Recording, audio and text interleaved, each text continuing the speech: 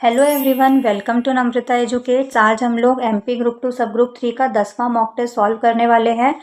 काफ़ी सारे PYQ mock test पहले ही सॉल्व करवा चुकी हूँ। चैनल विजिट करोगे तो आपको प्लेलिस्ट मिल जाएगी। अब आप लोगों का एग्ज़ाम 5 दिन एक्सटेंड हो गया है, तो ज़्यादा से ज़्यादा रिवीजन करो, मॉक टेस्ट सॉल्व करो, पीवाईक्यू की प्रैक्टिस करो।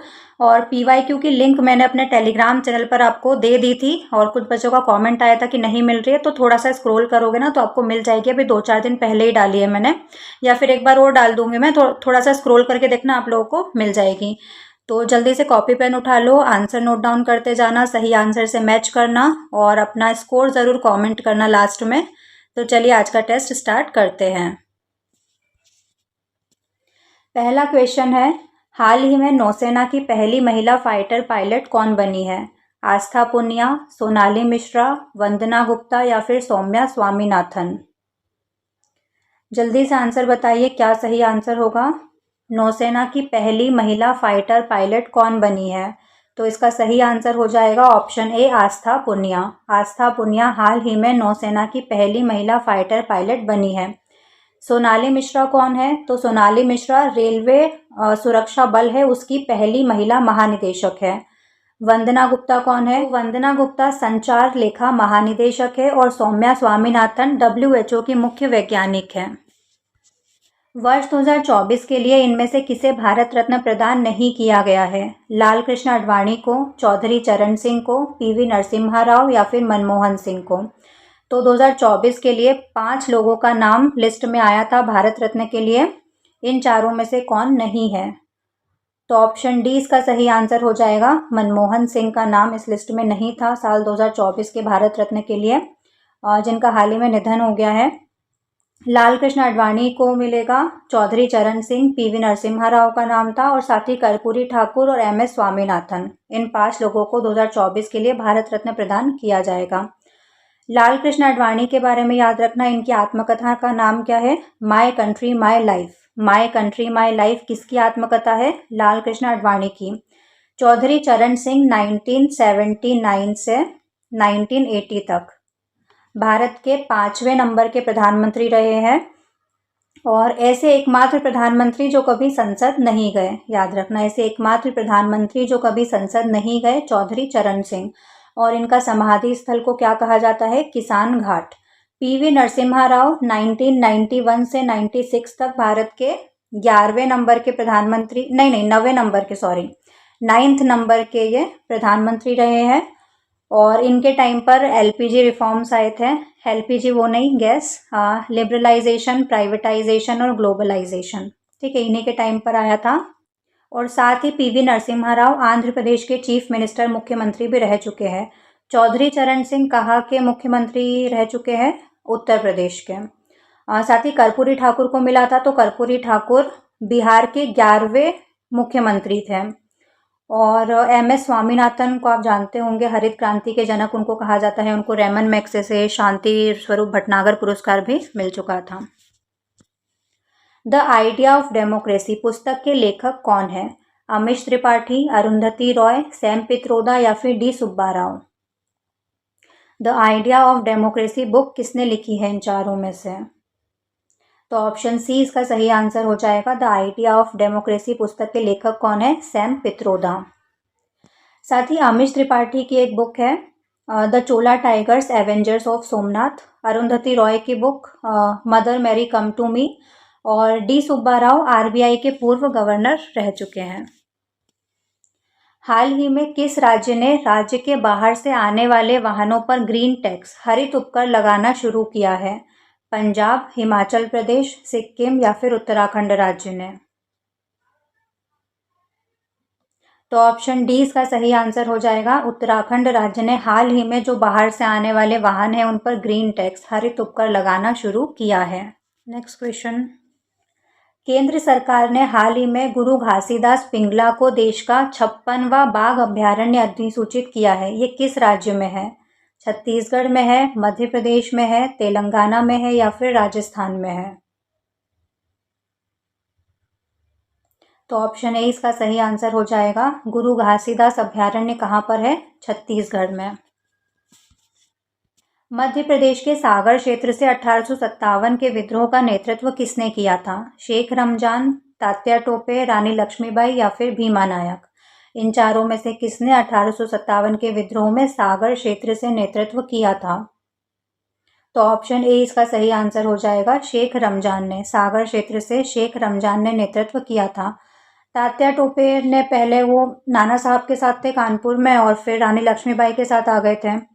रानी लक्ष्मीबाई ने पहले झांसी से नेतृत्व किया था, फिर वो ग्वालियर आ गई थी। और भीमा नायक को निमाड़ का रॉबिन हुड कहा जाता है। भारत का रॉबिन हुड किसको कहा जाता है? तंटिया भील को। किस शासक ने होलकर वंश की राजधानी को इंदौर से महेश्वर स्थानांतरित किया था? मल्हार राव होलकर, यशवंत राव होलकर, अहिल्याबाई होलकर या फिर तुकोजी राव होलकर? तो ऑप्शन सी इसका सही आंसर हो जाएगा, देवी अहिल्याबाई होलकर ने राजधानी इंदौर से महेश्वर स्थानांतरित की थी। और इन्होंने काफ़ी सारे घाटों का निर्माण भी करवाया था भारत में। बंगाल के पाल वंश का संस्थापक कौन था? धर्मपाल, गोपाल, देवपाल या फिर महिपाल? पाल वंश की स्थापना किसने की थी? तो ऑप्शन बी इसका सही आंसर हो जाएगा, गोपाल ने। बंगाल के पाल वंश का संस्थापक कौन था? गोपाल। और याद रखना, जो त्रिपक्षीय संघर्ष हुआ था कन्नौज को लेकर, वो 3 राजवंशों के बीच में हुआ था, गुर्जर प्रतिहार, राष्ट्रकूट और बंगाल के पालों के बीच में। तो पालों में सबसे पहले जो त्रिपक्षीय संघर्ष में शामिल हुआ था वो कौन था? धर्मपाल। भारतीय राष्ट्रीय कांग्रेस के किस अधिवेशन में पूर्ण स्वराज का प्रस्ताव पारित किया गया था?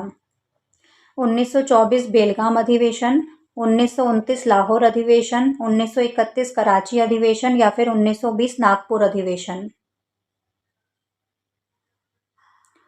तो ऑप्शन बी इसका सही आंसर हो जाएगा, 1929 का जो लाहौर अधिवेशन हुआ था, जिसकी अध्यक्षता किसने की थी? जवाहरलाल नेहरू ने।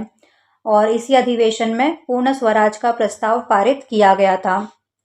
और इसी वजह से 26 जनवरी 1930 को, कब? 26 जनवरी 1930 को स्वतंत्रता दिवस मनाया गया था।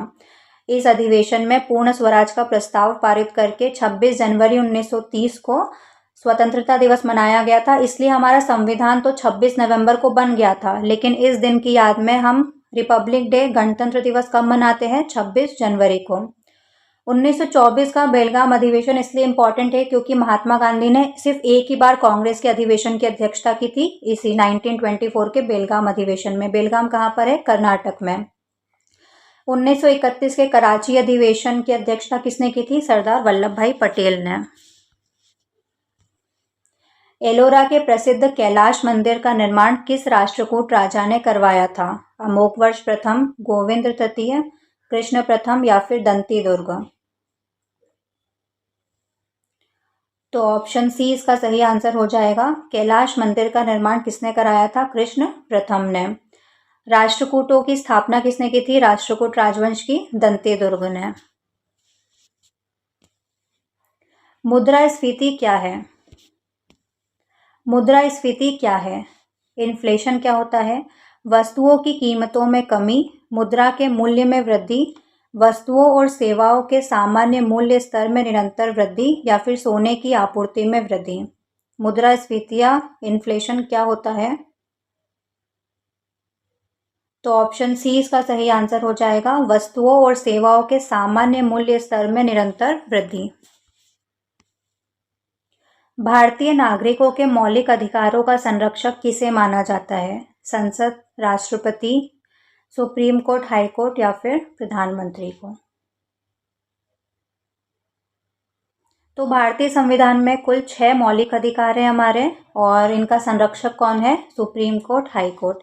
और अगर दो अलग अलग ऑप्शन में आए, सुप्रीम कोर्ट और हाई कोर्ट, तो आपको सुप्रीम कोर्ट आंसर लगाना है। मध्य प्रदेश विधानसभा में अनुसूचित जनजाति के लिए कितनी सीटें आरक्षित हैं? 47, 35, 82 या फिर 230? ध्यान से पढ़ना, विधानसभा में पूछा है और एसटी के लिए पूछा है, अनुसूचित जनजाति के लिए। देखो, लोकसभा में मध्य प्रदेश से टोटल कितनी सीटें हैं हमारी? 29 सीटें हैं। और इन 29 सीटों में एससी की कितनी है? 4 है और एसटी की कितनी है, 6 सीटें हैं। और विधानसभा में टोटल 230 सीटें हैं और इन 230 में से एससी की कितनी है, 35 और एसटी की कितनी है, 47। तो ये याद रखना, लोकसभा में टोटल 29 सीटें हैं जिसमें एससी की 4 है, एसटी की 6 है, और विधानसभा में 230 सीटें हैं उसमें से एससी की 35 है और एसटी की 47 है। तो विधानसभा में अनुसूचित जनजाति के लिए पूछा था तो 47। ऑप्शन ए इसका करेक्ट आंसर हो जाएगा। मध्य प्रदेश के किस जिले में चंदेरी का किला स्थित है? गुना, अशोकनगर, शिवपुरी या फिर दतिया? चंदेरी का किला कहाँ पर है? तो ऑप्शन बी अशोकनगर इसका सही आंसर हो जाएगा। चंदेरी का किला कहाँ पर है? अशोकनगर में। और पहले कहाँ था? गुना में, क्योंकि 2003 में अशोकनगर को नया जिला बनाया गया गुना से अलग करके। 2003 में ही 3 जिले बने थे, 3 से 3 याद रखना। 2003 में कितने नए जिले बने थे मध्य प्रदेश में? 3 जिले। कौन कौन से? अशोकनगर, बुरहानपुर और अनूपपुर। मध्य प्रदेश के प्रथम मुख्यमंत्री कौन थे? रविशंकर शुक्ल, कैलाशनाथ काटजू, भगवंतराव मंडलोई और द्वारका प्रसाद मिश्र। कौन थे मध्य प्रदेश के पहले मुख्यमंत्री? तो ऑप्शन ए इसका सही आंसर हो जाएगा, रविशंकर शुक्ल। मध्य प्रदेश के पहले मुख्यमंत्री कौन थे? रविशंकर शुक्ल। और वर्तमान में मध्य प्रदेश के मुख्यमंत्री कौन है? Mohan Yadav. Ring of fire किस महासागर में स्थित एक क्षेत्र है जो लगातार भूकंप और ज्वालामुखी विस्फोटों के लिए प्रसिद्ध है? अटलांटिक महासागर में है, हिंद महासागर में है, आर्कटिक महासागर में है या फिर प्रशांत महासागर में है? तो ऑप्शन डी इसका सही आंसर हो जाएगा। रिंग ऑफ फायर कहाँ पर है? प्रशांत महासागर, पैसिफिक ओशन में। सबसे बड़ा महासागर भी यही है, मेरियाना ट्रेंच भी इसी में है। और सबसे बड़ा महाद्वीप कौन सा है? एशिया। सूर्य के प्रकाश की उपस्थिति में मानव शरीर द्वारा किस विटामिन का संश्लेषण किया जाता है? Vitamin A, vitamin B, vitamin C या फिर विटामिन डी? तो बहुत ही इजी है। तो सूर्य के प्रकाश की उपस्थिति में मानव शरीर द्वारा ऑप्शन डी विटामिन डी का संश्लेषण किया जाता है। प्रकाश के अपने घटक रंगों में विभाजित होने की घटना को क्या कहा जाता है? परावर्तन, अपवर्तन, विक्षेपण या फिर पूर्ण आंतरिक परावर्तन? तो ऑप्शन सी इसका सही आंसर हो जाएगा। प्रकाश के अपने घटक रंगों में विभाजित होने की घटना को विक्षेपण, डिस्पर्जन कहा जाता है। जैसे कि ये प्रिज्म है, इससे हम एक वाइट लाइट पास करवाते हैं तो अपने 7 कॉन्स्टिट्यूएंट रंगों में ये विभाजित हो जाती है, जिसको हम क्या बोलते हैं? विबग्योर। बेजानी हपी नाला।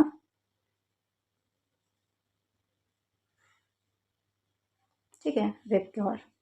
परावर्तन तो आपको पता ही होगा, लाइट का बाउंस बैक होना, लाइट आती है परावर्तित हो जाती है। अपवर्तन, जब प्रकाश एक माध्यम से दूसरे माध्यम में प्रवेश करता है तो जो लाइट होती है वो बेंड हो जाती है कहीं पर भी, या तो नॉर्मल के पास आ जाएगी या तो उससे दूर हट जाएगी, तो उसको अपवर्तन बोलते हैं। और मृग मरीचिका किस पर आधारित होती है? पूर्ण आंतरिक परावर्तन पर। जो रेगिस्तान में हमको पानी दिखने का आभास होता है वो इसी कारण होता है। किस रक्त समूह को सार्वभौमिक दाता, यूनिवर्सल डोनर के रूप में जाना जाता है? Blood group A, blood group B, blood group A B या फिर ब्लड ग्रुप ओ? तो यूनिवर्सल डोनर कौन सा होता है? Option D blood group O. O में भी कौन सा? O negative. ठीक है, चलो बताओ, मेरा तो ओ पॉजिटिव है ब्लड ग्रुप। आप लोगों का ब्लड ग्रुप कमेंट ज़रूर करना। कैल्शियम हाइपोक्लोराइट का सामान्य नाम क्या है? विरंजक चूर्ण, baking powder, plaster of Paris या फिर बुझा हुआ चूना? इन चारों में से किसका रासायनिक नाम कैल्शियम हाइपोक्लोराइड है या फिर कैल्शियम हाइपोक्लोराइड का सामान्य नाम क्या है? तो ऑप्शन ए इसका सही आंसर हो जाएगा, विरंजक चूर्ण, ब्लीचिंग पाउडर, जिसका फॉर्मूला क्या होता है? CaOCl2, bleaching powder. मानव शरीर के किस अंग में लैंगर-हैंस के द्वीप पाए जाते हैं? यकृत में, अग्नाशय में, प्लीहा में या फिर पीयूष ग्रंथि में। तो ऑप्शन बी इसका सही आंसर हो जाएगा। लैंकर हैंस की द्वीपीय कोशिकाएं अग्नाशय में पाई जाती है। अग्नाशय एक मिश्रित ग्रंथि होती है, अंतःस्रावी प्लस बाह्यस्रावी। किस नियम के अनुसार स्थिर तापमान पर गैस का आयतन उसके दाब के व्युत्क्रमानुपाती होता है? चार्ल्स का नियम, बॉयल का नियम, एवोगैड्रो का नियम या फिर डाल्टन का नियम? तो ऑप्शन बी इसका सही आंसर हो जाएगा, बॉयल का नियम। P is directly proportional to 1/V या फिर PV is equals to K। Formula भी पूछ लेते हैं तो याद रखना। ओजोन परत पृथ्वी के वायुमंडल की किस भाग में पाई जाती है? क्षोभ मंडल, समताप मंडल, मध्य मंडल या फिर बाह्य मंडल? तो ऑप्शन बी इसका सही आंसर हो जाएगा। समताप मंडल में ओजोन परत पाई जाती है। और क्षोभ मंडल में सारी मौसम संबंधी जितनी भी घटनाएं होती है वो सारी क्षोभ मंडल में होती है। पीतल किन दो धातुओं की एक मिश्र धातु है? तांबा और टिन, तांबा जस्ता, लोहा और कार्बन या तांबा और निकल? किसको मिलाकर पीतल बनता है? तो इसकी एक ट्रिक है, याद रखना। पिताजी पीतल किससे बनेगा? तांबा और जिंक से। तो ऑप्शन बी इसका सही आंसर हो जाएगा, तांबा और जस्ता जिंक। ठीक है, तांबा और जिंक मिला के क्या बनता है? पीतल। तांबा और टिन मिला के क्या बनता है? कांसा, ब्रॉन्ज। अग्निशामक यंत्रों में किस गैस का उपयोग किया जाता है क्योंकि ये दहन में सहायता नहीं करती है? ऑक्सीजन, कार्बन डाइऑक्साइड, हाइड्रोजन या फिर मीथेन? तो ऑप्शन बी इसका सही आंसर हो जाएगा, कार्बन डाइऑक्साइड, है ना। और आग लगाने के लिए कौन सी गैस की ज़रूरत होती है? ऑक्सीजन की, है ना। और अग्निशामक यंत्रों में कार्बन डाइऑक्साइड का यूज़ किया जाता है क्योंकि कार्बन डाइऑक्साइड जो CO2 होती है वो ऑक्सीजन से ज़्यादा हैवी होती है, तो वो एक ब्लैंकेट की तरह काम करती है और जो ऑक्सीजन का सप्लाई होता है उसको कट कर देती है। निम्नलिखित में से कौन सा एक भौतिक परिवर्तन का उदाहरण है? कागज का जलना, भोजन का पाचन, बर्फ का पिघलना या फिर लोहे में जंग लगना? दो टाइप के परिवर्तन होते हैं, एक भौतिक परिवर्तन होता है, एक रासायनिक परिवर्तन होता है। भौतिक परिवर्तन मतलब फिजिकल चेंज, कलर वगैरह में चेंज हो रहा है, शेप चेंज हो रहा है, साइज चेंज हो रहा है ना। उसके जो रासायनिक संगठन है उस पर कोई फर्क नहीं पड़ता है ना, सिर्फ फिजिकल चेंज होता है और रिवर्सिबल भी हो जाता है, वापस से हम उसको रिवर्स कर सकते हैं। लेकिन और कोई नया प्रोडक्ट इसमें नहीं बनता है, कोई नया सब्सटेंस इसमें फॉर्म नहीं होता है भौतिक परिवर्तन में। वहीं पर जो रासायनिक परिवर्तन होता है उसमें नया सब्सटेंस बनता है, केमिकल रिएक्शन होती है, तो रासायनिक परिवर्तन हो जाता है। तो यहाँ पर भौतिक परिवर्तन का उदाहरण पूछा है, तो ऑप्शन सी इसका सही आंसर हो जाएगा, बर्फ का पिघलना। जब भी किसी मैटर की स्टेट चेंज होती है तो वो एक भौतिक परिवर्तन का उदाहरण होता है। LPG तरलीकृत पेट्रोलियम गैस किन दो मुख्य गैसों का मिश्रण है? मीथेन और एथेन, प्रोपेन और ब्यूटेन, एथेन और प्रोपेन, मीथेन और ब्यूटेन? तो क्या सही आंसर होगा? LPG किन दो मुख्य गैसों का मिश्रण होती है? तो ऑप्शन बी इसका सही आंसर हो जाएगा, प्रोपेन और ब्यूटेन। प्रोपेन और ब्यूटेन को मिला के क्या बनती है? LPG। लेकिन इसकी कोई स्मेल तो होती नहीं है, तो LPG जब लीक होती है और जो हमको स्मेल आती है उसके लिए हम इसमें इथाइल मरकैप्टन मिलाते हैं। इथाइल मरकैप्टन की स्मेल होती है, जब भी गैस लीक होती है हमको जो स्मेल आती है वो किसकी होती है? इथाइल मरकैप्टन की। अर्धपारगम्य झिल्ली का उपयोग करके जल को शुद्ध करने की प्रक्रिया क्या कहलाती है?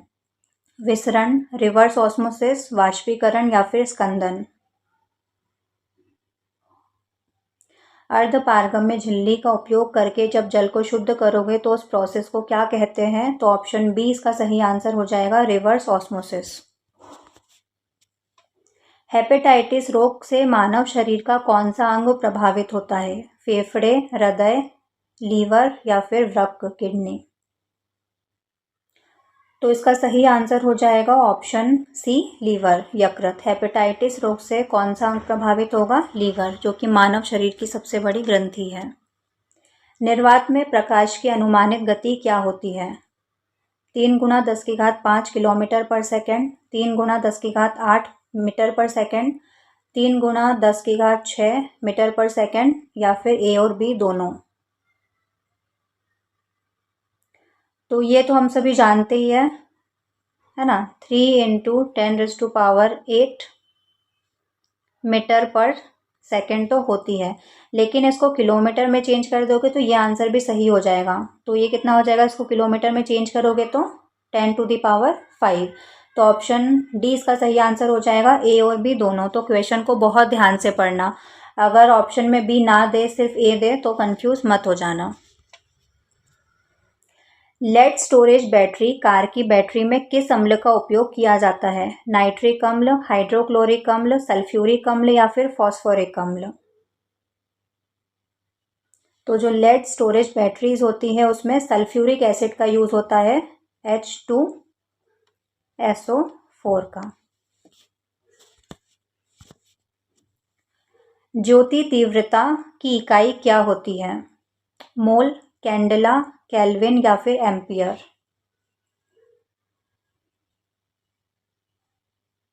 ऑप्शन बी इसका सही आंसर हो जाएगा। ज्योति तीव्रता की इकाई क्या होती है? कैंडेला।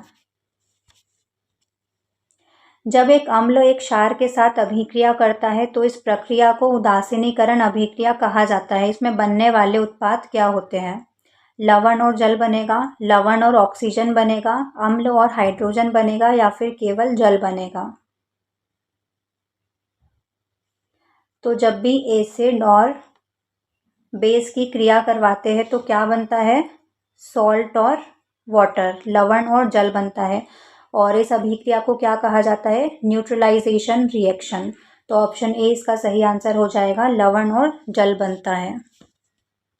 निम्नलिखित में से कौन सा कोशिकांग प्रोटीनों के पोस्ट ट्रांसलेशनल संशोधन और पैकेजिंग के लिए जिम्मेदार है, जिसे अक्सर कोशिका का पोस्ट ऑफिस कहा जाता है? Endoplasmic reticulum, Golgi apparatus, peroxisome या फिर न्यूक्लियस? तो ऑप्शन बी इसका सही आंसर हो जाएगा, गोल्जी इकाई या गोल्जी एपरेटस। दैनिक जीवन में रसायन विज्ञान के संदर्भ में मिल्क ऑफ मैग्नीशिया जैसे एंटासिड अम्लता से राहत दिलाने के लिए किस सिद्धांत पर कार्य करते हैं? विस्थापन, उदासीनीकरण, अपघटन या फिर ऑक्सीकरण? तो ऑप्शन बी इसका सही आंसर हो जाएगा, न्यूट्रलाइजेशन। अभी बताया था ना, एसिड और बेस मिलेंगे तो क्या बनेगा? सॉल्ट और वाटर बनेगा। और इस प्रोसेस को क्या बोलते हैं? उदासीनीकरण अभिक्रिया या फिर न्यूट्रलाइजेशन रिएक्शन। तो निम्नलिखित में से कौन सा सूक्ष्मजीव प्रकृति में प्रोकैरियोटिक है जिसमें एक स्पष्ट केंद्रक और झिल्लीबद्ध अंगों का अभाव होता है? कवक, जीवाणु, प्रोटोजोआ या फिर शैवाल? ईस्ट, साइनोबैक्टीरिया, अमीबा और क्लेमिडोमोनास? तो ऑप्शन बी इसका सही आंसर हो जाएगा, जीवाणु, साइनोबैक्टीरिया। उस घोल का पीएच मान क्या होगा जो फिनोल्फ्थालीन सूचक को गुलाबी कर देता है? 7 से कम, ठीक 7, 8.5 से अधिक या फिर ठीक 0? तो ऑप्शन सी इसका सही आंसर हो जाएगा, मोर देन 8.5। फलों के रस और स्क्वैश जैसे प्रसंस्कृत खाद्य पदार्थों में सूक्ष्म जीवों की वृद्धि को रोकने के लिए आमतौर पर किस परिरक्षक, किस फूड प्रेजर्वेटिव का उपयोग किया जाता है? Sodium benzoate, sodium chloride, calcium carbonate या फिर मैग्नीशियम सल्फेट? तो ऑप्शन ए इसका सही आंसर हो जाएगा, सोडियम बेंजोएट। नेक्स्ट क्वेश्चन पर चलते हैं। यथोचित शब्द में कौन सा समास है? तत्पुरुष समास, अव्ययीभाव समास, द्विगु समास या फिर बहुव्रीहि समास? तो जिस भी शब्द के स्टार्टिंग में यथा, प्रति जैसे उपसर्गों का यूज होता है उसमें अव्ययीभाव समास होता है। तो ऑप्शन बी इसका सही आंसर हो जाएगा।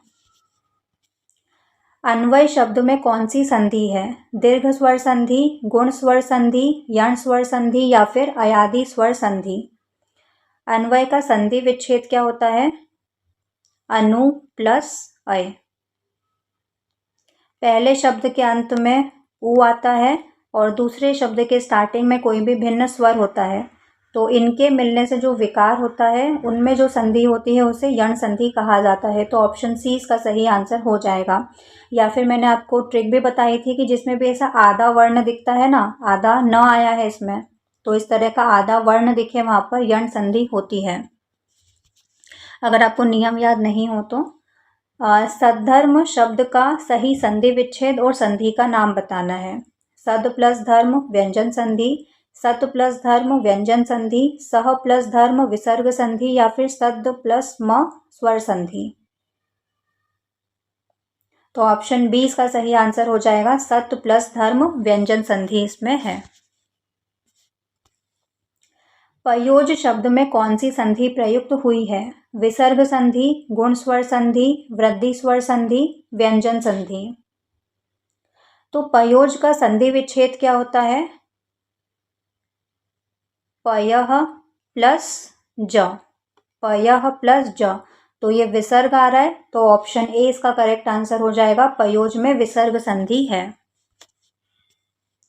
आदित्यका शब्द का सही विलोम शब्द क्या है? पर्वत, घाटी, उपत्यका या फिर विसर्जन। तो विलोम शब्द पूछा है, तो आदित्यका का विलोम क्या हो जाएगा? ऑप्शन सी उपत्यका। ठीक है, ये जैसे पर्वत होता है तो पर्वत के ऊपर की जो समतल भूमि होती है उसको क्या कहा जाता है? आदित्यका। और पर्वत के नीचे की जो तलहटी होती है उसकी जो समतल भूमि होती है उसको क्या कहा जाता है? उपत्यका। निम्नलिखित में से कौन सा समूह यमुना के पर्यायवाची शब्दों का सही समूह है? कालिंदी अर्कजा कृष्णा, जानवी सुरसरी त्रिपथगा, वामा कामिनी प्रमदा, तड़ाग पद्माकर जलाशय। तो ऑप्शन ए इसका सही आंसर हो जाएगा। यमुना के पर्यायवाची कौन कौन से हैं? कालिंदी अर्कजा और कृष्णा। जानवी सुरसरी त्रिपथगा किसके पर्यायवाची शब्द है? गंगा के। वामा कामिनी प्रमदा किसके पर्यायवाची शब्द है? स्त्री के। और तड़ाग पद्माकर जलाशय किसके पर्यायवाची है? तालाब के।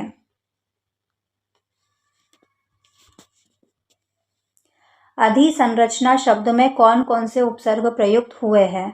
अधि और स, अधि सन, अधि सम, अध और सम।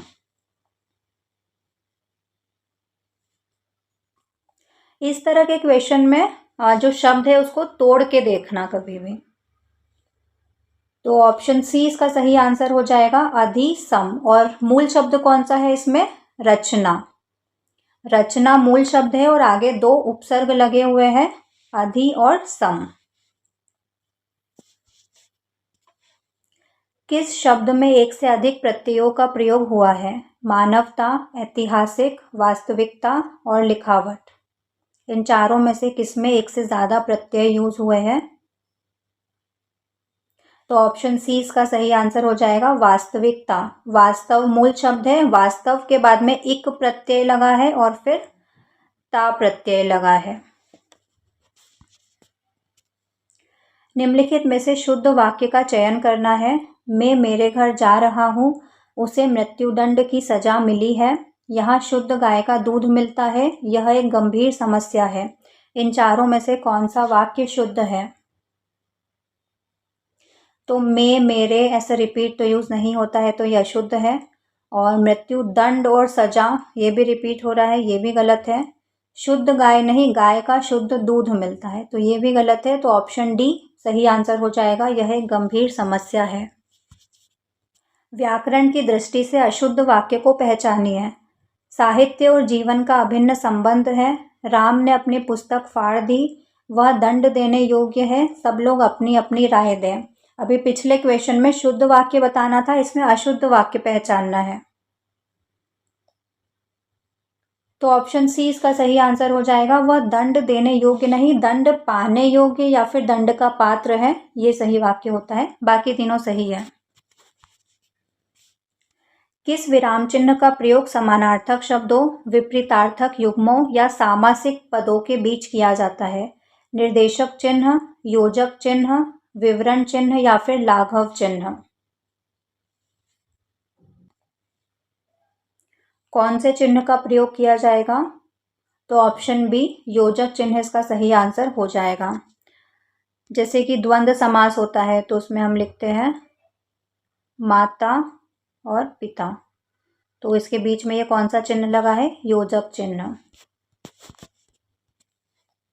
कंजूसी से धन व्यय करने वाला इस वाक्यांश के लिए एक शब्द क्या होगा?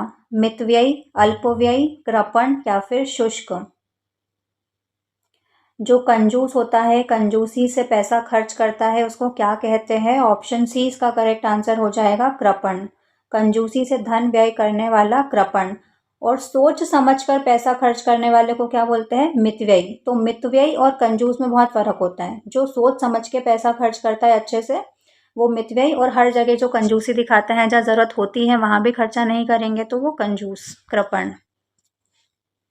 गूलर का फूल होना मुहावरे का सही अर्थ क्या है? बहुत सुंदर होना, दुर्लभ वस्तु होना, सुगंधित होना या फिर फूल की तरह खिलना। तो बचपन में हिंदी में कहानी आती थी, हिंदी सब्जेक्ट में, गूलर का फूल। क्या सही आंसर होगा? ऑप्शन बी दुर्लभ वस्तु होना इसका सही आंसर हो जाएगा, क्योंकि बहुत मुश्किल से दिखता है गूलर का फूल, दिखाई नहीं देता है। निम्नलिखित में से कौन सा शब्द तद्भव है? आम्र, अश्रु, अमीय या फिर उलूक। तो तत्सम और तद्भव शब्द क्या होते हैं? तत्सम वो शब्द होते हैं जो संस्कृत भाषा के हैं और एज इट इज हमने ले लिए हैं, और कुछ तत्सम शब्दों का जो बिगड़ा हुआ रूप होता है उसको तद्भव शब्द कहते हैं। तो ऑप्शन सी इसका करेक्ट आंसर हो जाएगा। तद्भव पूछा था अमीय, अमीय का तत्सम शब्द क्या होगा? अमृत, है ना। अमृत का बिगड़ा हुआ रूप क्या है? अमीय। बाइनरी जोड़, बाइनरी एडिशन में 1+1 का मान सम और कैरी के रूप में क्या होगा? सम 0 कैरी 1, सम 1 कैरी 0, सम 1 कैरी 1, सम 0 कैरी भी 0। क्या सही आंसर होगा? तो ऑप्शन ए इसका सही आंसर हो जाएगा। 1+1 का मान में सम 0 होता है और कैरी 1 होता है। साइबर सुरक्षा के संदर्भ में फिशिंग का अर्थ क्या होता है? फाइलों को हटाना, नकली ईमेल लिंक के माध्यम से संवेदनशील जानकारी चुराना, इंटरनेट की गति बढ़ाना या फिर हार्डवेयर स्थापित करना। तो ऑप्शन बी इसका सही आंसर हो जाएगा, नकली ईमेल या फिर कोई लिंक के माध्यम से संवेदनशील जानकारी चुराना। आस्की का पूर्ण रूप क्या है? ASCII का फुल फॉर्म बताना है। 2 से 3 क्वेश्चन फुल फॉर्म से कंफर्म पूछे जाने ही जाने हैं। American standard code for internet interchange, American standard code for information interchange, African standard code for information interchange या फिर American scientific code for information interchange. तो ऑप्शन बी इसका सही आंसर हो जाएगा। आस्की का फुल फॉर्म क्या होता है? American standard code for information interchange. Mobile संचार में CDMA का फुल फॉर्म बताना है आपको। Code division multiple access, code digital multiple access, common division mobile access या फिर कंट्रोल डिजिटल मोबाइल एरिया। क्या सही आंसर होगा? तो CDMA होता है code division multiple access. Option A इसका सही आंसर हो जाएगा। कंप्यूटर मॉनिटर या प्रिंटर के संबंध में DPI का फुल फॉर्म बताना है। डेटा पर इंच, डॉट्स पर इंच, डिजिटल पर inch, desktop publish interface.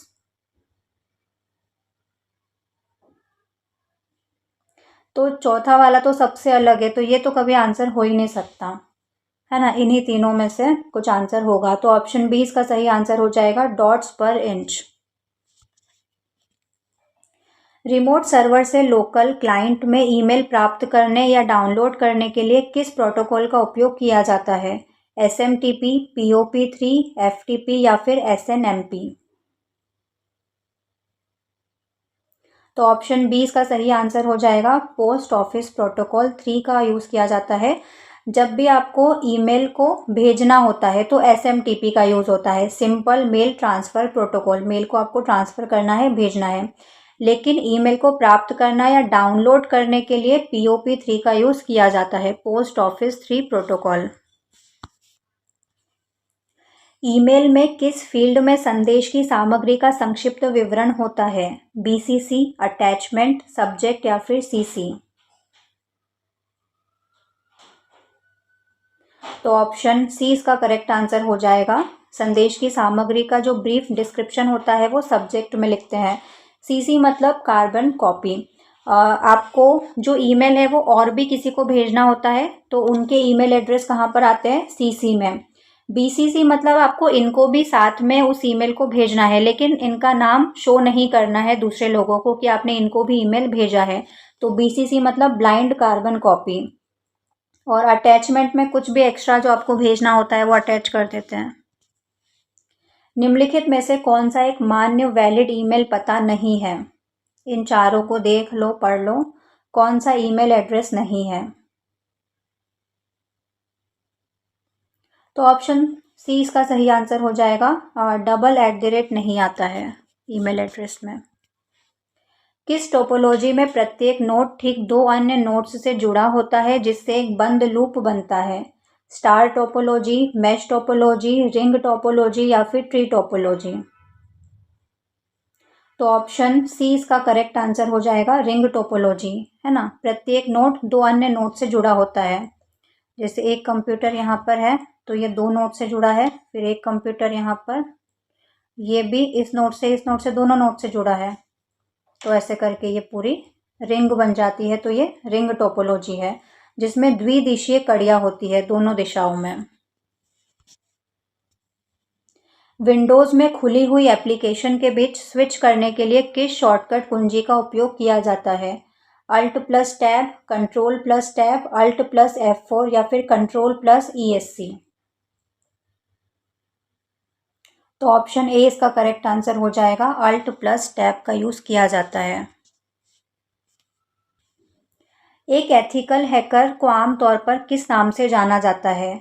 Black hat hacker, white hat hacker, grey hat hacker या फिर right hat hacker? Option B इसका सही आंसर हो जाएगा। Ethical hacker white hat hacker होता है। निम्नलिखित में से कौन सा एक आउटपुट डिवाइस का एग्जाम्पल है, उदाहरण है, जो डिजिटल डेटा की भौतिक प्रतियां, फिजिकल कॉपीज भी तैयार कर सकता है? स्कैनर, प्लॉटर, लाइट पेन या फिर OCR? तो ऑप्शन बी इसका सही आंसर हो जाएगा, प्लॉटर। और प्लॉटर से आप जैसे बड़े मैप्स वगैरह बनाने हो, इंजीनियर्स वगैरह यूज़ करते हैं घरों के डिज़ाइन मैप बनाने में। वह सॉफ्टवेयर जो ट्रायल अवधि के लिए उपयोग करने हेतु निःशुल्क है लेकिन निरंतर उपयोग के लिए भुगतान की आवश्यकता होती है, क्या कहलाता है? Freeware, open source software, shareware या फिर फर्मवेयर? आप भी काफ़ी सारे ऐसे एप्लीकेशंस का यूज़ करते होंगे जो ट्रायल फ्री मिलता है, फिर आपको रेगुलर और बाद में यूज़ करना है और दूसरे फीचर्स आपको उसके यूज़ करने हैं तो आपको भुगतान करना पड़ेगा, पेमेंट करना पड़ेगा उसके लिए। तो ऑप्शन सी इसका सही आंसर हो जाएगा, शेयरवेयर। एक निश्चित कूट भाषा में रोज को TQVG लिखा जाता है तो उसी कूट भाषा में लीफ को कैसे लिखा जाएगा? क्या सही आंसर होगा चारों में से? तो लेटर्स की पोजीशन देख लो। तो देखो एक एक लेटर स्किप हो रहा है। आर के बाद एस को छोड़ा तो टी आया, ओ के बाद पी को छोड़ा तो क्यू आया, एस के बाद यू को छोड़ा तो वी आया और फिर ई के बाद एफ को छोड़ा तो जी आया। तो एल के बाद एम छोड़ दो एन आ जाएगा, फिर ई के बाद एक लेटर स्किप करेंगे तो जी आ जाएगा, फिर ए के बाद बी को स्किप कर देंगे तो सी आ जाएगा। तो ऑप्शन ए इसका करेक्ट आंसर हो जाएगा। उस शब्द को चुने जो समूह के अन्य शब्दों से सबसे कम मिलता जुलता है। तांबा, जस्ता, पीतल या फिर एल्यूमिनियम? इन चारों में से कौन सा अलग है? तो ऑप्शन सी इसका सही आंसर हो जाएगा, पीतल, क्योंकि तांबा, जस्ता और एल्यूमिनियम ये शुद्ध धातुएं हैं जबकि पीतल एक मिश्र धातु है। अभी बताया था मैंने, पीतल किसको मिला के बनता है? पिताजी, तांबा और जिंक को। एक व्यक्ति एक बिंदु से शुरू करता है, 2 किलोमीटर उत्तर की ओर चलता है, फिर दाएं मुड़ता है, 3 किलोमीटर चलता है, फिर बाएं मुड़ता है और 2 किलोमीटर चलता है। अब वह किस दिशा में चल रहा है? दक्षिण, पूर्व, उत्तर या फिर पश्चिम में? तो देखो यहाँ से स्टार्ट किया, 2 किलोमीटर उत्तर में चला, फिर दाएं मुड़ा और 3 किलोमीटर चला, फिर बाएं मुड़ता है और 2 किलोमीटर चलता है। अब वह किस दिशा में चल रहा है? तो अब वो उत्तर, नॉर्थ, ऊपर मतलब नॉर्थ की तरफ चल रहा है, तो ऑप्शन सी इसका सही आंसर हो जाएगा नॉर्थ। यदि प्लस का अर्थ मल्टीप्लाई, माइनस का अर्थ डिवाइड, मल्टीप्लाई का अर्थ माइनस, डिवाइड का अर्थ प्लस है तो इसका मान क्या होगा? तो 9 प्लस की जगह क्या आ जाएगा? मल्टीप्लाई 8, फिर माइनस की जगह डिवाइड 4 और मल्टीप्लाई की जगह माइनस 9। बोर्ड मास आपको पता होगा, पहले डिवाइड सॉल्व करते हैं तो 4 दूना 8 और फिर मल्टीप्लाई सॉल्व करते हैं तो 9 दूना 18, 18 माइनस 9 9। तो ऑप्शन ए इसका सही आंसर हो जाएगा। स्टेटमेंट क्या है? All pens are pencils, some pencils are erasers. Conclusion क्या है? Some pens are erasers, some erasers are pencil. तो केवल निष्कर्ष एक अनुसरण करता है, दो अनुसरण करता है, दोनों ही अनुसरण करते हैं या कोई अनुसरण नहीं करता है? तो all pens are pencil, some pencils are eraser. तो सम पेन आर इरेजर, तो पेन और इरेजर के बीच में डायरेक्ट कुछ भी संबंध नहीं है तो पहला वाला तो अनुसरण नहीं करता है। सम इरेजर आर पेंसिल, तो इरेजर और पेंसिल तो है, तो ऑप्शन 20 का सही आंसर हो जाएगा। केवल निष्कर्ष दो अनुसरण करता है, डायरेक्ट अगर संबंध होता है तो ही अनुसरण करता है, अदरवाइज नहीं करेगा। 5 मित्र A B C D E उत्तर की ओर मुख करके एक पंक्ति में बैठे हैं। ए बी के बगल में बैठा है, सी डी के बगल में बैठा है, डी ई के साथ नहीं बैठा है जो पंक्ति के बाएं छोर पर है। सी दाएं से दूसरे स्थान पर है, ए बी और ई के दाईं ओर है। ए किस स्थान पर बैठा है वो आपको बताना है। बी और सी के बीच में, ई और बी के बीच में, एकदम दाएं या फिर पंक्ति के केंद्र में। तो देखो, ई तो पंक्ति के बाएं छोर पर है तो सबसे लेफ्ट में तो ई आ जाएगा। सी दाएं से दूसरे स्थान पर है तो ये दाएं से पहला स्थान और दूसरे स्थान पर कौन आ गया? सी। अब ए बी के बगल में बैठा है और ए बी और ई के दाईं ओर है, बी और ई के दाईं ओर, तो ये आ जाएगा। अब सी डी के बगल में बैठा है तो लास्ट में डी आ जाएगा। तो ए कहाँ पर है? बी और सी के बीच में, तो ऑप्शन ए इसका करेक्ट आंसर हो जाएगा। 45 छात्रों की एक कक्षा में रोहन का स्थान ऊपर से 21वां है तो नीचे से उसका स्थान क्या होगा? 24वां, 25वां, 26वां या फिर 27वां? तो टोटल 45 छात्र है, रोहन का स्थान ऊपर से 21वां है तो 45 में से 21 को माइनस कर दो, कितना बचा? 24। और एक जो उसका स्थान माइनस हो गया था तो इसमें +1 करते हैं तो 25वां, तो नीचे से उसका स्थान क्या हो जाएगा? 25। ऑप्शन बी इसका करेक्ट आंसर हो जाएगा। एक बिंदु से शुरू करते हुए अमित 12 मीटर उत्तर की ओर चला, वह दाएं मुड़ा और 10 मीटर चला, फिर से दाएं मुड़ा, 12 मीटर चला, फिर बाएं मुड़ा और 5 मीटर चला। अब वो प्रारंभिक बिंदु से कितनी दूर और किस दिशा में है? 10 metre east, 15 metre east, 17 metre east या फिर 15 मीटर वेस्ट? तो मान लो यहाँ से शुरू किया है और 12 मीटर उत्तर में चला वो, ठीक है। फिर दाएं मुड़ा और 10 मीटर चला, 10 मीटर दाएं, फिर दाएं मुड़ा और 12 मीटर वापस से, तो उसी पर आ गया नीचे 12 मीटर चल के। फिर बाएं मुड़ा और 5 मीटर चला, तो यहाँ पर था, यहाँ से 10 और ये 5 15 और इस साइड ईस्ट है तो 10 5 15 मीटर ईस्ट। ऑप्शन 20 का सही आंसर हो जाएगा। यदि वर्क को 4 12 9 16 के रूप में कोडित किया गया है तो डन को कैसे कोडित किया जाएगा?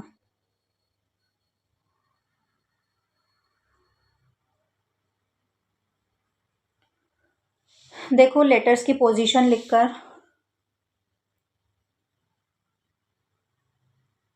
तो क्या बन रहा है? तो डब्ल्यू कौन सी पोजीशन पर है? 23, और ओ 15वें नंबर पर आता है, आर 18 और के 11 पर।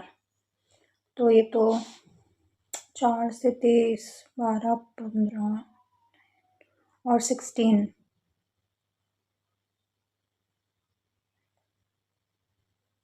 रिवर्स ऑर्डर करके देखो, जैसे ए के सामने ए का रिवर्स लेटर जेड है, बी का वाई, सी का एक्स, डी का डब्ल्यू। तो डब्ल्यू का क्या है डी, और डी कौन से नंबर पर आता है, 4th नंबर पर। हाँ, रिवर्स से बन जाएगा ये। तो ऐसे रिवर्स कर लेना सारे, ठीक है। जैसे कि यहाँ पर डी है तो डी का रिवर्स लेटर क्या है, डब्ल्यू, वो डब्ल्यू कौन से नंबर पर आता है, 23rd, तो ये 23 दो ऑप्शन में है। उसके बाद ओ 12 आ जाएगा ओ का, तो ओ का 12, ऑप्शन ए इसका करेक्ट आंसर हो जाएगा। बाकी आप पूरा सॉल्व करके देख लेना। फाइंड द मिसिंग टर्म, ये क्वेश्चन मार्क की जगह पर क्या आएगा बताना है आपको। 2a 11, 4d 13, 12g 17। तो देखो 2 से 4 आ रहा है, 4 से 12 आ रहा है, तो 2 2 ज़ा 4 और फिर 4 से 4 3 ज़ा 12 आ रहा है। तो अब 12 में 2 और 3 के बाद 4 का मल्टीप्लाई करेंगे, 12 4 ज़ा 48 आएगा। तो 3 ऑप्शन में 48 है, ठीक है।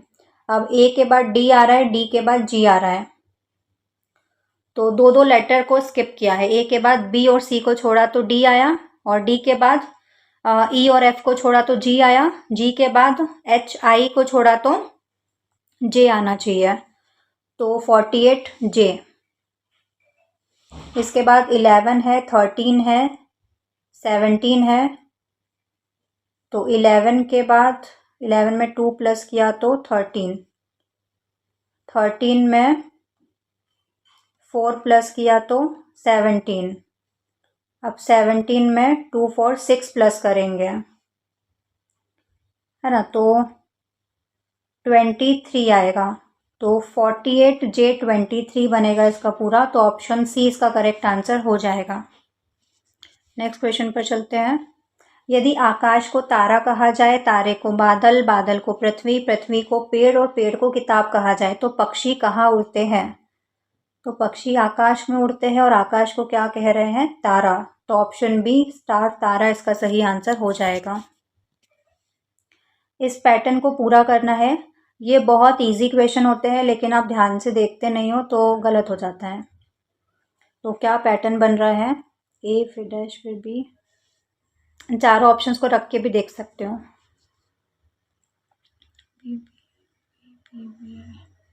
तो ए बी बी बन रहा है तीनों में, ए फिर यहाँ पर बी आएगा, फिर बी, फिर ए बी बी, फिर ए बी बी और ए बी बी। तो बी आएगा, बी आएगा, फिर ए आएगा और ए आएगा, B B A A, option A इसका करेक्ट आंसर हो जाएगा। जैसे 6 संबंधित है 222 से, वैसे ही 7 किससे संबंधित होगा। क्या आंसर आएगा इन चारों में से, 343, 350, 336 या 210। तो देखो 6 का क्यूब क्या होता है, 216। अब इस 216 में 6 को जोड़ेंगे तो क्या आएगा, 222। तो वैसे ही 7 का क्यूब क्या होता है, 343, लेकिन इसमें 7 को जोड़ेंगे तो क्या आएगा, 350।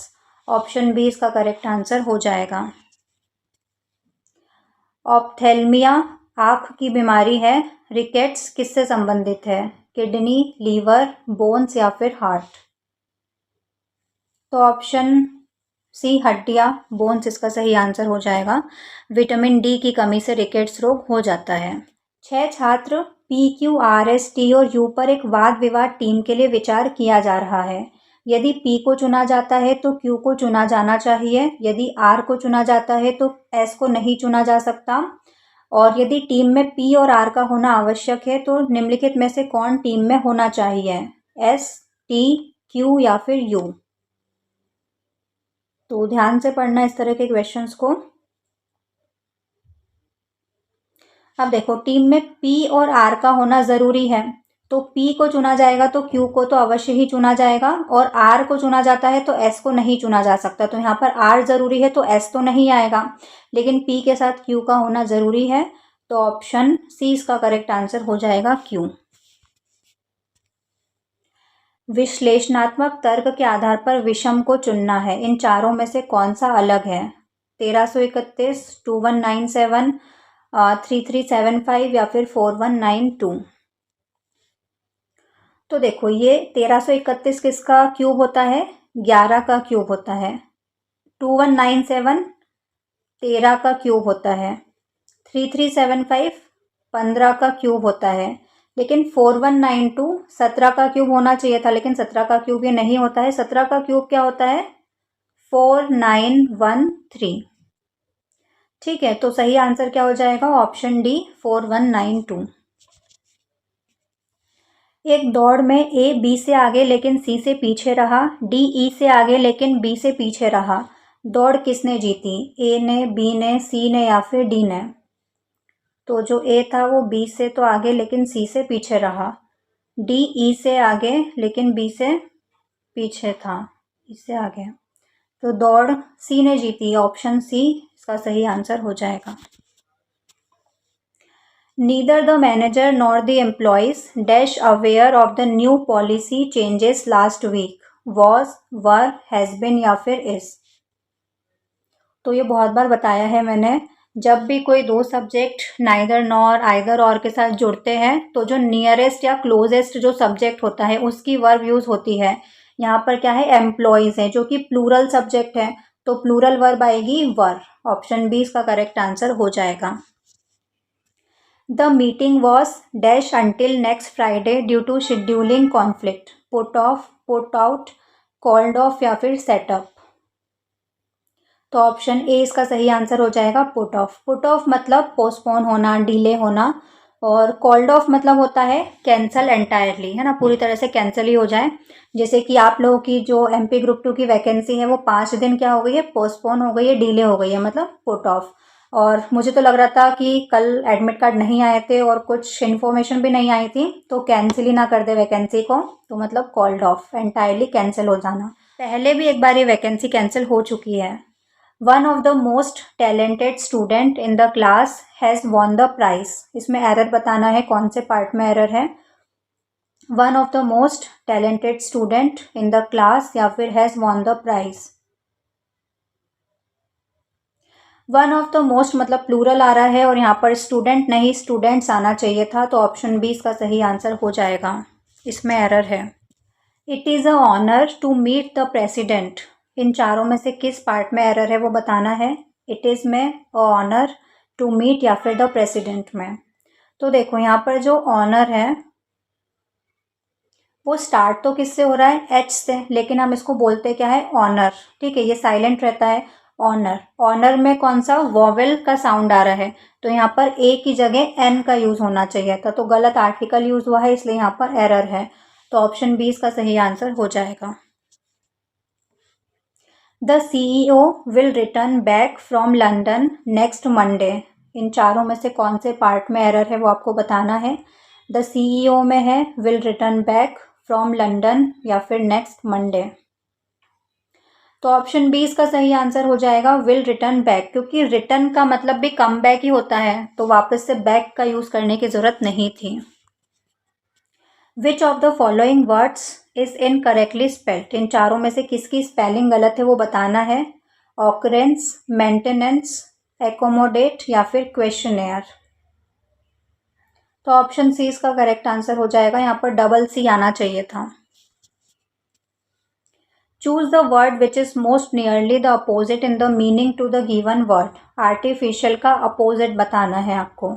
सिंथेटिक, नेचुरल, काउंटरफेट या फिर अननेचुरल? तो ऑप्शन बी इसका सही आंसर हो जाएगा। नेचुरल का अपोजिट क्या होता है? आर्टिफिशियल। नेचुरल मतलब प्राकृतिक और आर्टिफिशियल मतलब कृत्रिम, man made. Choose the word which is most nearly the same in the meaning to the given word. Enormous का मतलब क्या होता है? सिनोनियम बताना है, इसको समानार्थी शब्द बताना है। मिनट, टाइनी, फ्रिजाइल या फिर मैसिव? तो ऑप्शन डी इसका सही आंसर हो जाएगा। एनॉर्मस का मतलब क्या होता है? मैसिव। डायरेक्ट से इनडायरेक्ट में चेंज करना है। The officer said to the soldiers stand at ease. The officer said to the soldiers that they stand at ease. The officer commanded the soldiers to stand at ease. The officer requested the soldiers that they stand at ease, या फिर the officer commanded the soldiers that they stood at ease. तो option B इसका सही answer हो जाएगा, the officer commanded the soldiers to stand at ease. The teacher said the earth revolves around the sun. क्या इसका indirect form होगा? The teacher said that the earth revolved around the sun. The teacher said that the earth revolves around the sun. The teacher told that the earth is revolving around the sun, या फिर the teacher said the earth had revolved around the sun. तो option B इसका सही answer हो जाएगा, the teacher said that the earth revolves around the sun. क्योंकि जो भी यूनिवर्सल ट्रूथ होता है, हैबिचुअल फैक्ट होता है, या फिर कोई साइंटिफिक लॉ है, उसमें वर्ब चेंज नहीं होती है। यदि एक आयत की लंबाई में 20% की वृद्धि की जाती है और उसकी चौड़ाई में 10% की कमी की जाती है, तो उसके क्षेत्रफल में कितने प्रतिशत का परिवर्तन होगा? 10% की वृद्धि होगी, 8% की वृद्धि होगी, 10% की कमी होगी, या फिर 12% की वृद्धि होगी? तो बहुत ईजी है, जो लंबाई है, लेंथ है, उसमें 20% की वृद्धि कर रहे हैं, और जो चौड़ाई है, ब्रेड्थ है, उसमें 10% की कमी कर रहे हैं। तो इसका फॉर्मूला होता है x प्लस वाई। जो नेट चेंज होता है उसका फॉर्मूला क्या होता है? x plus y plus x y upon में 100। x क्या हो जाएगा? प्लस का 20 प्लस y क्या हो जाएगा? माइनस का 10, क्योंकि 10% की कमी हो रही है। प्लस x मतलब प्लस 20 और ये y मतलब माइनस का 10 अपॉन में 100। ये 2 जीरो से 2 जीरो कट जाएगा। 20 माइनस 10 10, और 10 रहेगा ये, और ये प्लस माइनस माइनस हो जाएगा 2। तो 10 में से 2 गया तो 8, और पॉजिटिव साइन है, मतलब वृद्धि हो रही है 8% की। तो ऑप्शन बी इसका सही आंसर हो जाएगा, 8% इंक्रीज होगा। लाइट्स ऑफ हो गई, लाइट चली गई। कोई धनराशि चक्रवृद्धि ब्याज पर 3 वर्ष में 6,690 और 6 वर्ष में 10,035 हो जाती है, तो वो धनराशि आपको ज्ञात करनी है। क्या होगी? 4,460, 4,400, 4,500, या फिर 4,320? तो देखो यहाँ पर जो इंटरवल है वो इक्वल है ना? 0 से 3 वर्ष, फिर 3 से 6 वर्ष। तो जो अमाउंट का रेशो है वो कांस्टेंट रहेगा। तो सिंपल सा फॉर्मूला हो जाएगा, P अपॉन में अमाउंट 1 बराबर अमाउंट 1 अपॉन में अमाउंट 2। तो P is equals to amount 1 into amount 1, ये इधर जाके क्रॉस मल्टीप्लाई हो जाएगा, अपॉन में अमाउंट 2। तो अमाउंट 1 कितना है? 6,690 को 2 बार मल्टीप्लाई कर देना, उसमें 10,035 का भाग दे देना, जो कि अमाउंट 2 है। तो सॉल्व करो आप भी। चलो मैं पेन पेपर पे सॉल्व करती हूँ। कितना है ये? 6690 मल्टीप्लाई 6690 अपॉन में 10035।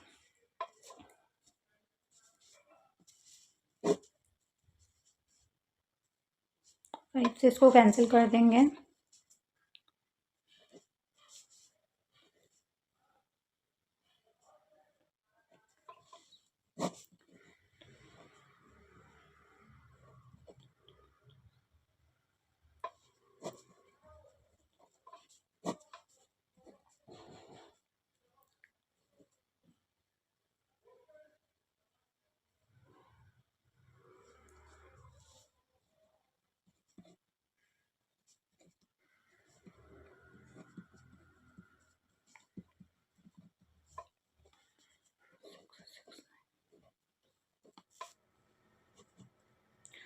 तो 4,460 आ रहा है।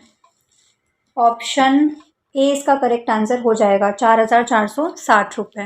नेक्स्ट क्वेश्चन, एक कक्षा में 30 छात्रों की औसत आयु 15 वर्ष है। यदि शिक्षक की आयु शामिल कर ली जाए तो औसत 1 वर्ष बढ़ जाता है। तो शिक्षक की आयु कितनी है? 31 साल, 45 साल, 46 साल, या फिर 50 साल? तो देखो 30 का एवरेज कितना आता है? 15 वर्ष। तो टोटल एज कितनी हो जाएगी 30 बच्चों की, 30 इंटू 15 मतलब 15×3 = 45, 450 ईयर्स है ना। इन 30 बच्चों की एज कितनी हो जाएगी 450 साल। अब इसमें टीचर को भी इंक्लूड कर लिया तो कितने हो गए 31 लोग हो गए, और 1 वर्ष की बढ़ गया औसत में, एवरेज में, तो ये कितना हो गया 16। तो 31 में 16 को गुणा करेंगे तो 496, 496 ईयर्स। तो टीचर को इंक्लूड करने के बाद कितनी हो रही है 496, और पहले कितनी थी 450। तो 496 में से 450 को माइनस कर देंगे तो टीचर की एज आ जाएगी, कितना बचेगा 46। ऑप्शन सी इसका करेक्ट आंसर हो जाएगा। एक वृत्ताकार बगीचे का क्षेत्रफल 616 वर्ग मीटर है। 5 रुपये प्रति मीटर की दर से इसकी घेराबंदी करने की लागत क्या है? 440 रुपये, 880 रुपये, 110 रुपये या 550 रुपये। तो वृत्ताकार है, इसका एरिया क्या होता है, फॉर्मूला πr²। एरिया कितना है 616, पाई की वैल्यू 22/7, और ये r² रहेगा। यहाँ से रेडियस निकाल लेंगे 616, ये 7 उधर क्रॉस मल्टीप्लाई होकर ऊपर चले जाएगा और 22 इसके अपॉन में आ जाएगा। काट दो इसको 22 से, 11 से काटते हैं, 11 दूना 22, 11 पंजे 55, 11 छः 66, 2 एकम 2, 2 दूनी 4, 2 8 16, 28, और 28 को 7 से गुणा करेंगे तो r² कितना आ जाएगा 196, और ये स्क्वायर हट के इधर स्क्वायर रूट लगेगा तो 196 किसका स्क्वायर होता है 14 का। तो r की वैल्यू क्या आ गई 14 मीटर। अब इसके बाद फेंसिंग कहाँ करोगे, जैसे कि ये वृत्ताकार बगीचा है, फेंसिंग तार वगैरह लगाते हैं, जो कांच लगाते हैं वो बाउंड्री पर लगाते हैं, मतलब इसका परिमाप पेरीमीटर निकालना पड़ेगा। उसका फॉर्मूला क्या होता है परिमाप का 2πr। 2π की वैल्यू 22/7 और r की वैल्यू अभी हमने निकाली 14, 7 दूनी 14, 22 चौक 88, तो कितना आ गया परिमाप 88 मीटर। अच्छा, लागत निकालनी है, तो 1 मीटर पर घेराबंदी करने की कितनी आएगी 5 रुपये, तो 88 मीटर पर कितनी हो जाएगी 88 गुणा 5, 8×5 = 40, तो 440 रुपये। ऑप्शन ए इसका सही आंसर हो जाएगा। यदि किसी संख्या का 20% 120 है तो उस संख्या का 120% क्या होगा। मान लो कोई संख्या है x, इसका 20% कितना है 120। 1 0 से 1 0 कट गई, कम 2, 2 पंजे 10, 0, ये क्रॉस मल्टीप्लाई हो जाएगा, 12 पंजे 60 और 600, तो वो नंबर कितना आ गया x की वैल्यू 600। अब 600 का 120% निकालना है, क्या होगा 2 0 से 2 0 कैंसिल, अच्छा 72 और 1 0, 720, तो ऑप्शन सी इसका करेक्ट आंसर हो जाएगा। किसी निश्चित धनराशि पर 2 वर्ष के लिए 5% वार्षिक दर से साधारण ब्याज और चक्रवृद्धि ब्याज के बीच का अंतर 25 रुपये है, तो वो धनराशि ज्ञात करनी है, क्या होगी 10,000 रुपये, 8,000 रुपये, 12,000 रुपये या फिर 15,000 रुपये। तो इसका फॉर्मूला होता है D = PR² अपॉन में 100 का स्क्वायर। डिफरेंस कितना है दोनों के बीच का 25, प्रिंसिपल अमाउंट हमको निकालना है, रेट परसेंट कितना है 5 का स्क्वायर, और 100 का स्क्वायर कितना हो जाएगा 40। तो ये 5 का स्क्वायर 25, तो ये 25 से 25 तो कट गया और ये उधर चला जाएगा, तो p की वैल्यू क्या आ जाएगी 10,000। तो ऑप्शन ए इसका करेक्ट आंसर हो जाएगा। 110 मीटर और 90 मीटर लंबी 2 ट्रेनें क्रमशः 36 किलोमीटर प्रति घंटा, 54 किलोमीटर प्रति घंटा की गति से विपरीत दिशाओं में चल रही है। वे कितने समय में एक दूसरे को पार करेगी, 10 सेकेंड में, 8 सेकेंड में, 12 सेकेंड में या फिर 15 सेकेंड में। तो टोटल डिस्टेंस कितनी हो जाएगी 110 मीटर और 90 मीटर कितना हो जाएगा 200 मीटर। ठीक है। और विपरीत दिशा में चल रही है तो टोटल रिलेटिव स्पीड निकालेंगे। तो रिलेटिव स्पीड कितनी हो जाएगी, 36 + 54 कितनी हो जाएगी, 90 किलोमीटर प्रति घंटा। अभी 90 किलोमीटर प्रति घंटा है, इसको मीटर प्रति सेकंड में चेंज करेंगे तो 5/18 से इसको गुणा करेंगे तो 18 पंजे 90, 5 5 25। तो रिलेटिव स्पीड कितनी आ जाएगी, 25 मीटर पर सेकंड। तो अब बताना है कि वो कितने समय में एक दूसरे को पार करेगी। तो फॉर्मूला लगा देंगे। टाइम क्या होता है, डिस्टेंस अपॉन स्पीड। डिस्टेंस कितनी है, 200, 200/25, तो 25 8 200, तो 8 सेकेंड। ऑप्शन 20 का करेक्ट आंसर हो जाएगा। एक व्यक्ति शांत जल में 18 किलोमीटर प्रति घंटा की गति से नाव चला सकता है और वो पाता है कि उसे धारा के प्रतिकूल जाने में धारा के अनुकूल जाने की तुलना में 2 गुना समय लगता है। धारा की गति ज्ञात करनी है। 3 किलोमीटर प्रति घंटा, 6 किलोमीटर प्रति घंटा, 4 किलोमीटर प्रति घंटा या फिर 9 किलोमीटर प्रति घंटा। तो नाव की गति को हम यू मान लेते हैं, जो कि कितनी है, 18 किलोमीटर प्रति घंटा है, और स्ट्रीम की गति को मान लेते हैं वी, जो कि हमको निकालना है। अब टाइम का रेशो क्या हो जाएगा, अप स्ट्रीम और डाउन स्ट्रीम में, अप मतलब अनुकूल और प्रतिकूल जाने में 2:1, क्योंकि यहाँ बोला है 2 गुना समय लगेगा उसको प्रतिकूल जाने में। तो स्पीड का रेशो उल्टा हो जाता है अप स्ट्रीम और डाउन स्ट्रीम में, क्योंकि टाइम अगर 2 गुना लग रहा है तो स्पीड उसकी कम होगी, और टाइम अगर कम लग रहा है तो स्पीड उसकी ज़्यादा होगी। तो 1:2 हो जाएगा। फॉर्मूला क्या हो जाएगा, u -v अपॉन में u + v। -v मतलब अनुकूल जाने के लिए और प्लस मतलब प्रतिकूल। 1/2 रेशो था। u की वैल्यू 18 -v अपॉन में 18 + v, 1/2। क्रॉस मल्टीप्लाई कर देंगे, 18 दूना 36 -2v = 18 + v।